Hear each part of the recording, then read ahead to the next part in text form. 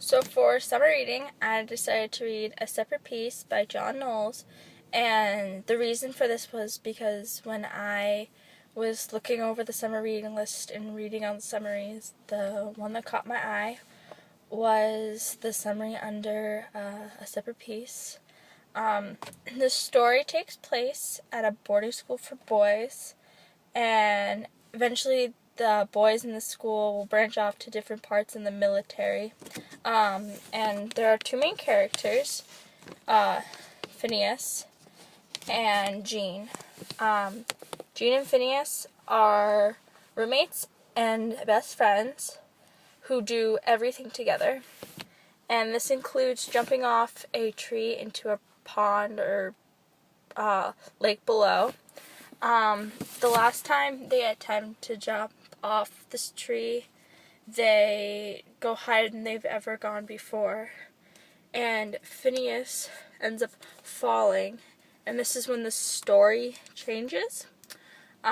Phineas breaks his leg and goes from being an athletic, outgoing kid to not being able to do anything. From this point on, Phineas has to deal with the fact that he can't do what he used to be able to do and can't do anything athletic. And he does this by making Jean, his best friend, train for the Olympics. But by the end of the story, he figures out the war is actually real because he didn't really believe that it was happening, that it was just like a big lie. And he ends up dying. So this book connects to something in my family because this book takes place during World War II, and my dad's godfather was in World War II, and that kind of connects the story because one of the characters, he ends up going into the war. His name was Leopard, and he ends up having nightmares and everything, and like screaming, like because he saw all this like blood and people getting killed, and he just didn't like it.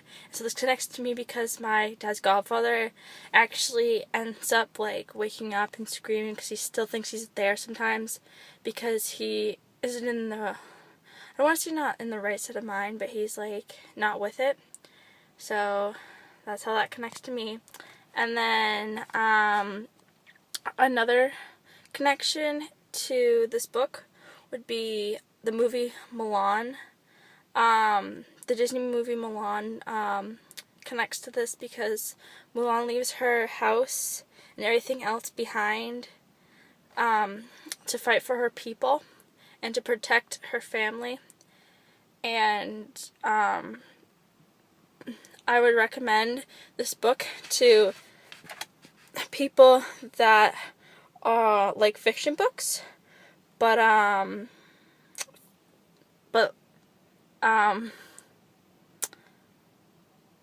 understand that it could happen. Like, it's fictional, but it's something that could happen or could have happened. And I also would recommend this book to anybody who is in high school. I wouldn't recommend it to anyone in middle school or anything because of the language that is used. There's like, I don't know, they just say some things that aren't appropriate for kids who aren't in high school. So yeah, if you're looking for a good book because you're doing absolutely nothing and you're just sitting around, go pick up A Separate Peace because it's an amazing book, and I think anyone who reads it will enjoy it.